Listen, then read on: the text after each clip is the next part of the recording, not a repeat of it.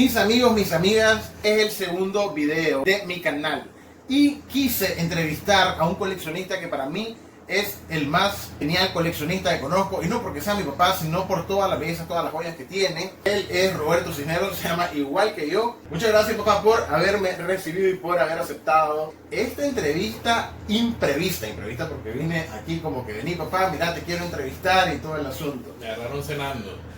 No lo dejé terminar de cenar, pero es que estaba tan emocionado que ya quiero que conozcan la historia de cómo inició. ¿Cómo iniciaste, papá, en la colección? ¿Qué te hizo decir, me encanta esto y quiero tener esto otro? ¿Qué fue lo que inició, lo que te detonó el coleccionismo? Bueno, siempre ocurren cosas importantes en la vida, entonces sucede que una vez, no recuerdo exactamente la razón, supongo que acababa de terminar el colegio y entonces me fui con mi mamá a uno de los almacenes de Managua antigua, al almacén Mántica, y entonces vi un hot rod en plástico armable y me lo compró mi mamá. Fue, creo, el primer objeto de plástico que del que pude echar mano y armarlo, porque en mi caso a mí me gusta construir las cosas, es decir, después de eso vinieron modelos en metal, o sea, modelos en metal, no prensados, sino que habían sido vertidos y entonces traían rebaba, había que ajustarlos, había que pintarlos, hacer un montón de maromas para poder obtener un modelo terminado, pero lógicamente todo al gusto de uno. Y yo pienso, pues en mi caso, que eso es lo que me da el sabor. El disparador, como decía, sí fue ese primer objeto que compré y que me gustó tanto que continué coleccionándolo.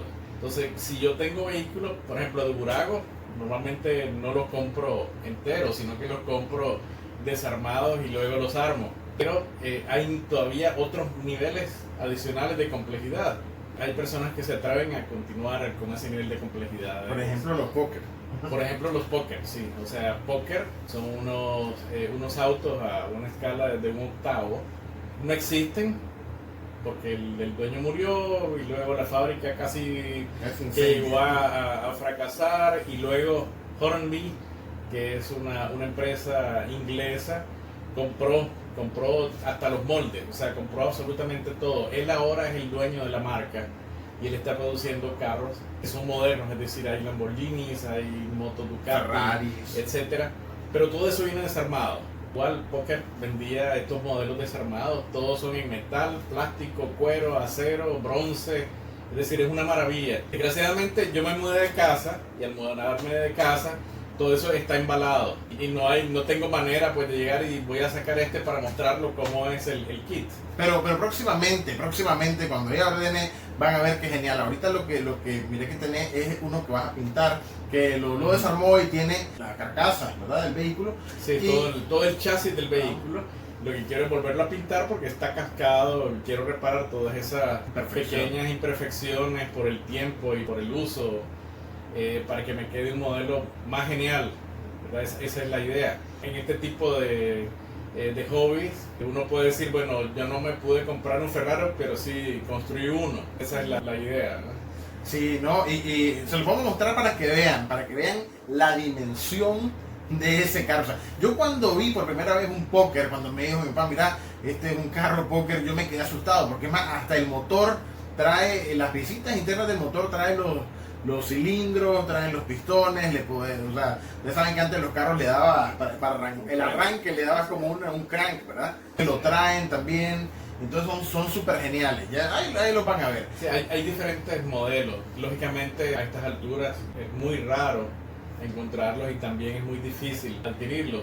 Uno tal vez porque tuvo esa posibilidad y entonces logró adquirir alguna cantidad, pero sí, son muy detallados.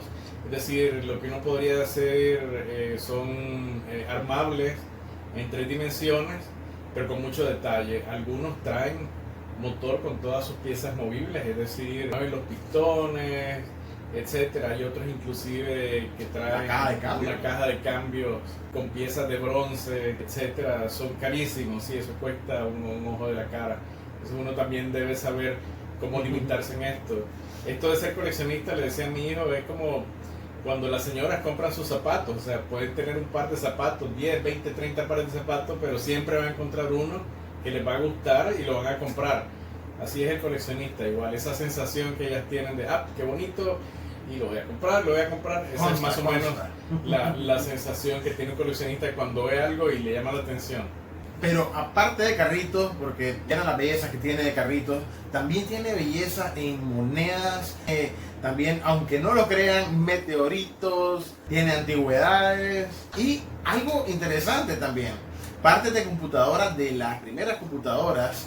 Sí, lo que sucede es que yo soy ingeniero de profesión y me inicié, es decir, cuando empiezan a salir los primeros computadores y todo esto, yo estaba pequeño, pues estaba en el colegio. En ese tiempo las calculadoras ni siquiera tenían punto flotante, lo único que sabían hacer era sumar, restar, multiplicar y dividir. Ahora uno tiene maravillas, pero yo he mantenido algunas de las calculadoras que utilicé en el colegio, estamos hablando de los años 70, luego otras que utilicé en la universidad, inclusive tengo computadoras bastante viejas que las tengo guardadas, es también parte de mi colección, pues no me puedo deshacer de ellas, ni quiero botarlas ni nada por el estilo. Sí, igual sucede, yo colecciono las unidades procesadoras centrales, la CPU, pero la CPU acá le dicen a todo el equipo completo, no, pero la CPU es únicamente el procesador, el procesador de la computadora. Eso tengo uno que es muy interesante, cuando sale el Pentium, sucede que trae un error. Ese error lo descubrió un profesor. Intel nunca quiso dar su brazo a torcer y entonces decía que el procesador estaba bien, etcétera, porque un error que daba a los miles de operaciones matemáticas. Al final Intel reconoció y entonces hizo un callback para recoger todos los CPUs, solamente la unidad procesadora central, el procesador, y hacer el cambio de esos por uno que ya estaba corregido. Entonces, de los pocos que quedaron, yo tengo también dentro de mi colección porque es una rareza. Sucede que la mayoría de ellos fueron destruidos para volver a utilizar los materiales. O sea, los materiales que se usan en las unidades procesadoras centrales son muy valiosos. Allí hay oro, plata, etcétera, una serie de materiales que son caros. Y igual, pues hoy es una rareza encontrar uno de esos procesadores. No se me ocurre a mí destruirlo, sino por acá, ¿no tenés por acá alguno? Para que la gente, hay mucha gente que no. Sí, no tendría que sacarlo, como digo, como me mudé, entonces hay muchas cosas que están embaladas, no las tengo. Como aquí estamos en mi oficina, entonces algunos objetos de los que estas son antigüedades. De hecho te iba a preguntar por las antigüedades. Por ejemplo, este relojito es muy genial. A mí me encantan los relojes. Ese es como de 1912, ¿sí, verdad? ¿No? Más o menos, así es un reloj de cuerda. Imagínense, en 1912 estamos hablando que es más o menos del tiempo del hundimiento del Titanic, o de la Primera Guerra Mundial también. Así es. Y este es un claxon de un vehículo como a 1920-1930, lo que le falta nada más es el bombín. Si yo lo apretara, esto sonaría, tiene un sonido muy genial, interesante. Sí, o sea, son ecos del pasado básicamente. Hay otras cosas que las tengo por ahí porque me gusta también tenerlas para un poder colmillo tallado, no creo que tenga mucho. Sí, aquí tengo un colmillo tallado, este es de un hipopótamo, 2 elefantes tallados y algo de selva. Esas son unas balitas, ¿verdad?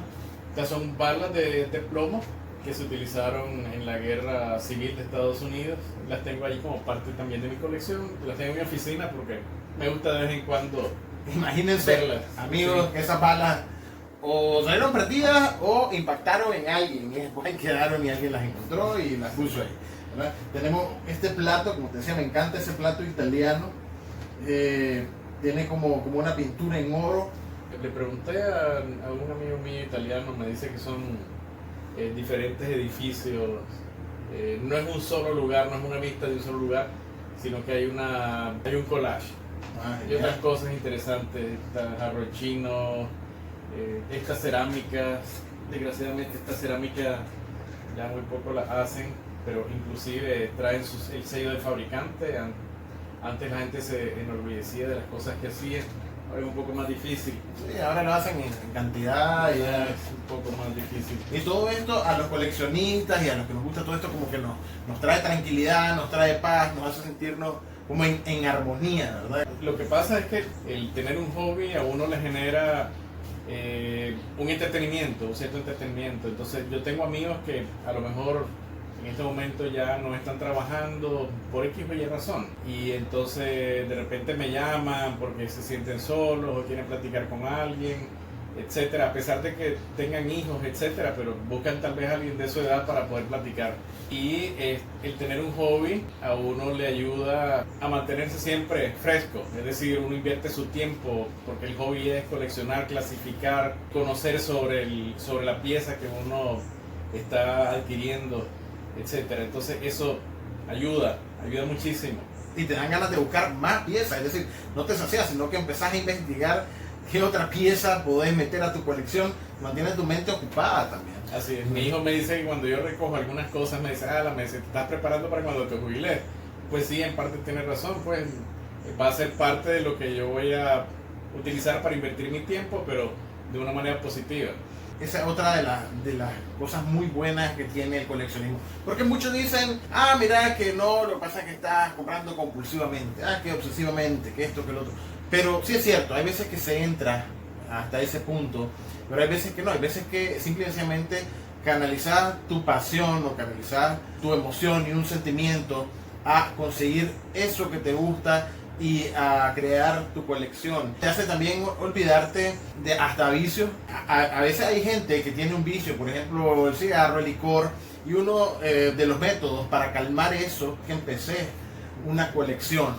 Hay una anécdota de una señora en Alemania que ella iba religiosamente a jugar al casino. Y no compraba café en el casino simple y sencillamente porque era costoso. Entonces prefería caminar 6 cuadras a un café barato para tomárselo ahí y utilizar ese dinero para ir a apostar al casino. Entonces ese tipo de actitudes es un poco contraproducente, pues, pero se da.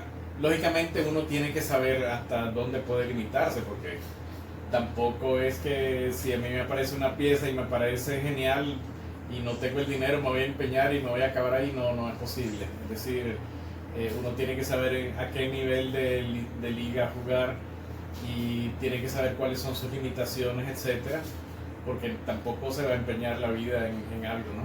A menos que compres algo que sepas que lo puedes vender y le vas a sacar una mayor ganancia.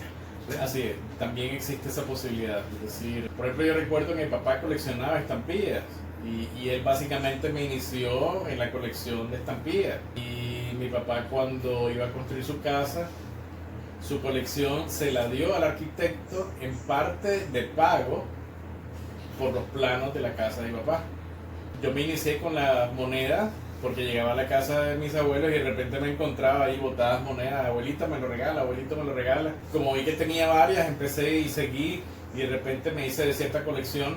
Lógicamente hay una cantidad de eventos que han sucedido en Nicaragua, el terremoto, las mudanzas, la guerra, etcétera, de tal manera que mucho de lo que yo tenía hoy no existe. Mi colección de estampillas ya no existe. O sea, tenía una colección bastante importante. Mi colección de monedas probablemente tenga el 50%, el resto no sé qué se hizo. ¿Cuál es la más valiosa de todas esas monedas? Es difícil. En 1912, que se fundó el Banco Central, ellos emitieron una colección de córdobas. Entonces había una que era la moneda de un córdoba, una moneda en plata. Esta venía siguiendo de las siguientes denominaciones, igual que ahora, de 50, de 25, de 10 centavos. Creo que había una de 5 centavos igual. Esas monedas son valiosas porque muchas veces la gente, cuando uno convive con algo y lo tiene a mano todo el tiempo, entonces no le toma ningún aprecio. Entonces las utilizaban para hacer pulseras, para hacer medallones y todo esto. Entonces muchas de esas monedas se perdieron. Lógicamente hay monedas más antiguas. Bueno, conservo todavía una moneda, creo que me la regaló mi abuelita, y era del tiempo de la Confederación Centroamericana. Es decir, se independiza Centroamérica y 3 países de Centroamérica se unen como uno solo, continúan unidos, sacan, imprimen, y esa moneda sale de ahí. Pero no solo tenés de aquí, tenés de otros países también. Sí, tengo, qué sé yo, por ejemplo, de México, monedas de México, sí, tengo de México, tengo de Chile, de diferentes países, pues, es decir, España, por supuesto, es decir, tengo desde macacos o macuquinas. Pero son muy difíciles ya, ¿verdad? Sí, es muy difícil, o sea, son monedas muy caras porque son difíciles de conseguir y además de eso el mercado está inundado, el mercado actual también de falsificaciones, entonces uno tiene que ser muy acucioso cuando va a comprar eso, no puede llegar y decirle, mira, esto es original y a lo mejor no lo es. Yo recuerdo todavía, yo trabajé un tiempo en Costa Rica y recuerdo que de repente llegaron a la oficina nuestra 2 personas, venían cargando un saco de yute y traían dentro 3 cabezas que habían sido labradas en piedra. Entonces llegaron diciendo de que eran piedras indígenas y yo las vi desde primera instancia y dije, no, esto no es cierto. Una pieza arqueológica es prácticamente perfecta. Si ustedes van a encontrar una pieza indígena, el tipo de dibujo, el arte, el detalle es prácticamente perfecto. Es como que las que te venden por los billetes de San Jacinto, que siempre en la entrada nunca se acaban porque te venden pedacitos de piezas y al final yo ni creo. Yo estudié en La Salle, entonces La Salle, uno de los hermanos cristianos, el hermano Hildebrando María, él era el director del Museo Nacional acá en Nicaragua, porque era la máxima autoridad en arqueología. Yo recuerdo que en algún momento, creo que estaba como en 4º año de colegio todavía, nos llevó una pieza preciosa, era una filigrana, y el señor se jactaba porque él había encontrado y decía que no había otra pieza, que nunca había visto una pieza igual en ninguna otra parte. O sea, era una pieza valiosísima. Realmente no sé si eso todavía lo conserva el museo pues, o se habrá destruido en el terremoto o con la guerra o qué sucedió, pero una filigrana totalmente hecha en cerámica, preciosa. Algo muy genial y que si ustedes han notado es que todo coleccionista tiene que empaparse. De hecho, para poder reconocer tus piezas, para poder darles el valor y todo asunto, tenés que tener conocimiento, tenés que saber, porque yo tengo un amigo que se ha metido a coleccionar relojes y me ha llevado como 3 relojes últimamente y me ha dicho, mira, y me he dado cuenta, hermanito, te dieron vuelta porque se ha metido a coleccionarlos, le dicen que son originales, relojes caros, de 200, 300 dólares y al final son copias, unas copias fieles. Entonces, eso, todo, moneda, billete, todo lo que vayas a coleccionar, hay que empaparse del tema, conocer para que no te den vuelta con cualquier fake, ¿verdad? Así es.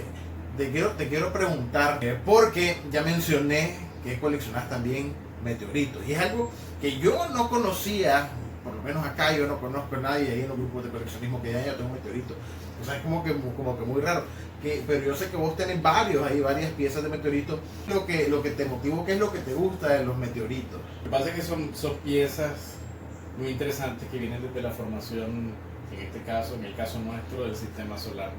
Entonces, de repente esas piedras que andan por ahí en el espacio vienen y caen a la Tierra. No es una situación que se dé frecuentemente, sí, alguna frecuencia, pero es raro. Aquí en Nicaragua desgraciadamente no tenemos tal vez muchos lugares donde poder acceder a este tipo de piezas, tal vez en lugares desérticos o en lugares donde hay mucha nieve y uno puede diferenciarlos. Lógicamente no cualquier piedra es un meteorito, uno tiene que tener un cierto conocimiento básico para poder predeterminarlo, pero lo interesante de acá es como tener un poco de la historia del sistema solar, conocer cuáles son las piedras básicas que de repente por una u otra razón no cayeron en la Tierra y quedaron por ahí dando vueltas. Las estrellas son la fábrica de otros elementos, entonces una estrella cuando se convierte en supernova y explota produce plata y esa plata se incorpora en los meteoritos. Esa es la plata que ha llegado a la Tierra y que existe y que nosotros la usamos para hacer cualquier tipo de trabajo en este tipo de material.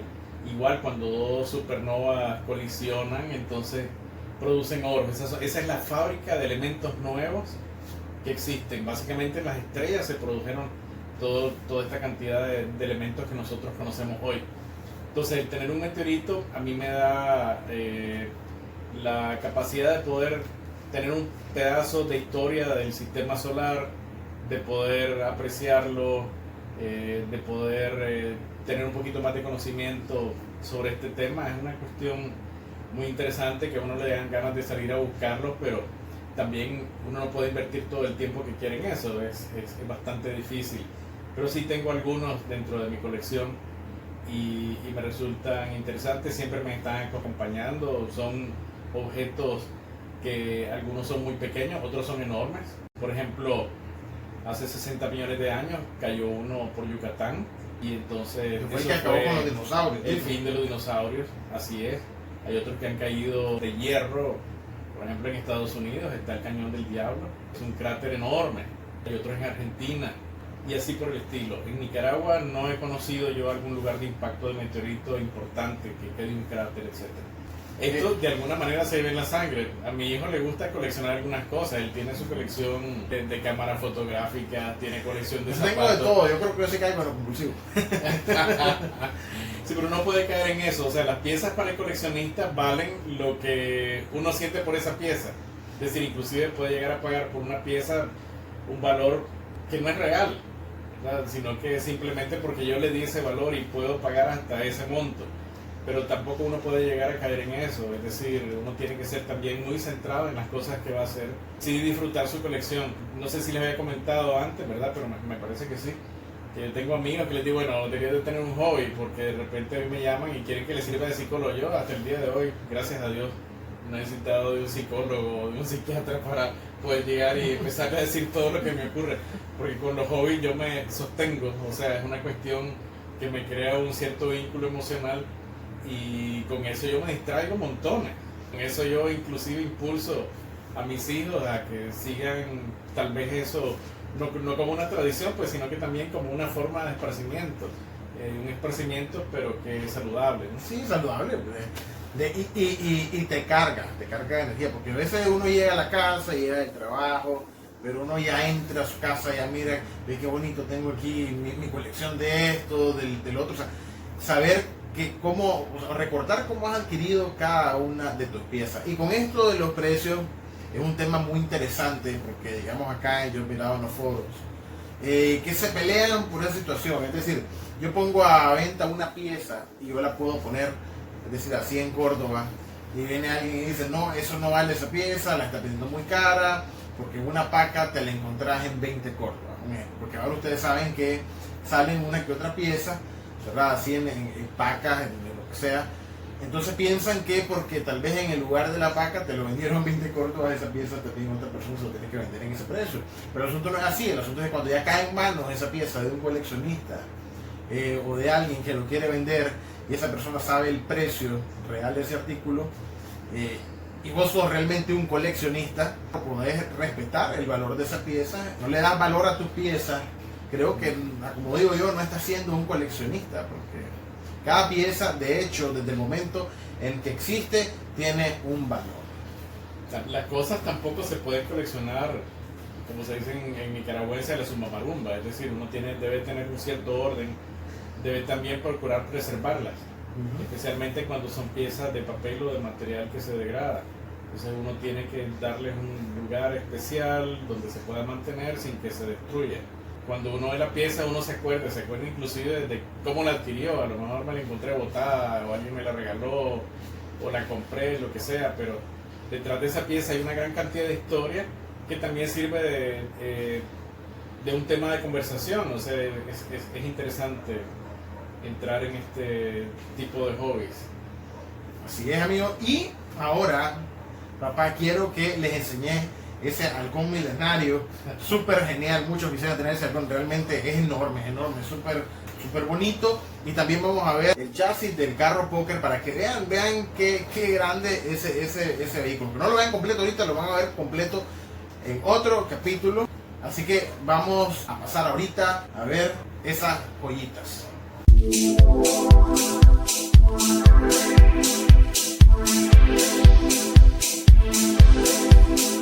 You are now about to witness the strength of Street Mountain. You are now about to witness the strength of Street Mountain.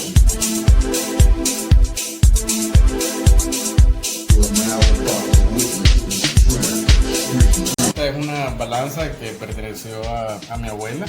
Como ustedes pueden ver, aquí están inclusive diferentes pesas.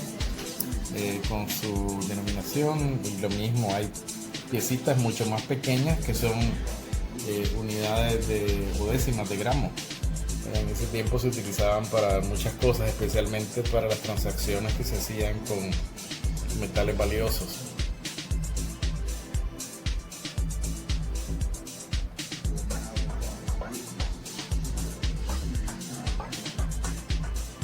Esta es una nave de halcón milenario, está así destapado para que ustedes puedan apreciar el nivel de detalle, como ustedes pueden apreciar acá. Tiene sus asientos, tiene sus instrumentos. El tamaño es enorme, es decir, ustedes lo pueden comparar con mi mano. Yo soy un adulto, no soy un niño, y se podrán dar cuenta de lo magnificente que es este aparato.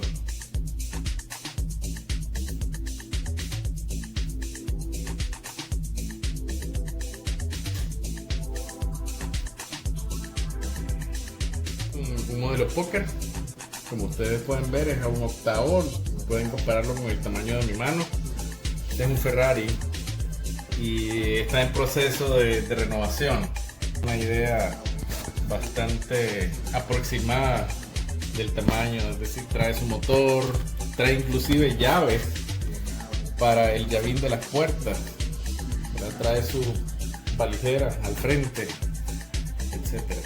Sí, ahorita lo tiene en bolsa porque hay piezas como acá que están zafaditas, porque este ya lo estaba desarmando para pintarlo, para modificarlo, entonces no podemos sacar de la bolsa, pero pronto van a ver el proceso de este super carro, de esta bella pieza. Esto sería parte de la colección, ¿verdad? Aquí hay monedas conocidas como Morgan. ¿De qué año es que se Morgan? De 1921. Esta es una moneda mexicana en oro. Aquí hay monedas chinas. Estas son muy conocidas. Son monedas bastante conocidas. Y por aquí hay otras antiguas. Estas son francesas, de Guatemala y así por el estilo, ¿no? Por aquí están otras monedas que todavía no las he guardado. Cuando Esa tengan, está muy bonita. es de 1882. Estados Unidos. Sí, cuando tengan monedas de ese estilo, no le quiten el óxido ni nada, porque eso le da el carácter a la moneda. Y aquí hay monedas inclusive de la colonia, la famosa matutina. ¿Esas como de qué año son? Esas matutinas. Esto es 1741, parece que dice. Y este es de 1724. Esta moneda, que es un poco extraña, estos eran monedas que corrían en la finca. Las fichas. Las fichas, así es. Esto ya es un poco más moderno.